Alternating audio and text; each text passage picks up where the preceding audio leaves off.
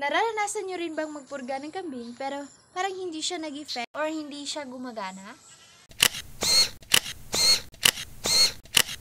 For today's video, I will share you these 5 reasons or mga posibleng dahilan kung bakit hindi gumagana ang purgang ginagamit natin. Diba? Number 1, yung purgang ginagamit ay hindi para sa kambing. So, dapat kung ang pupurgahin natin ay kambing, of course, ang gagamitin nating purga ay para sa kambing din. Hindi pwedeng para sa baboy na purga yung gagamitin natin sa kambing. Ikalawang dahilan ay nasanay na yung mga bulati sa purgang ginagamit natin. Sabi nga ng mga expert farmers na nakilala ko sa online na dapat 2 to 3 months mag-change tayo ng purga. For example, ngayong buwan, ang gamit natin ay albendazole. Then, after 2 to 3 months, iba na namang purga yung gagamitin natin. And ikatlong dahilan kung bakit hindi gumagana yung purgang ginagamit natin ay kulang yung purgang ibinigay natin sa kambing. Kung kulang ang purga, of course, hindi siya gaanong mag-i-effect kasi kulang nga eh. Kaya upang malaman natin ang tamang amount na ibigay natin sa isang kambing, dapat magbasa tayo ng dosage sa purgang gagamitin. O kaya ay magtanong tayo sa mga experts, gaya ng mga farmers, ng mga vets, or sa tindahan mismo kung saan nyo binili ang purga.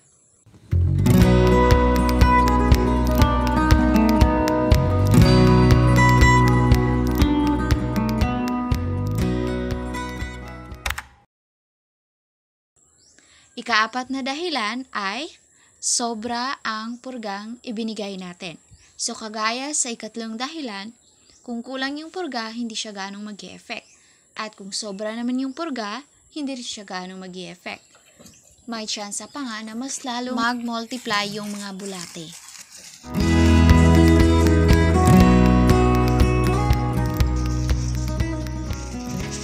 So, paano ba natin ito maiiwasan?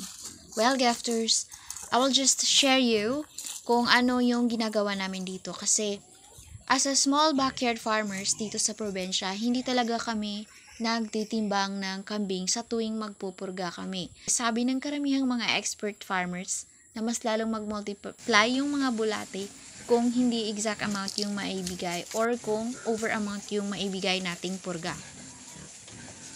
So, kung sakaling hindi exact amount yung naibigay namin na purga, pinapakain namin sila kadalasan ng mga halamang makahiya plant o kaya ipil-ipil. Ang dalawang plants na ito ay pinaka-epektibo base sa aming experience as natural na pamurga.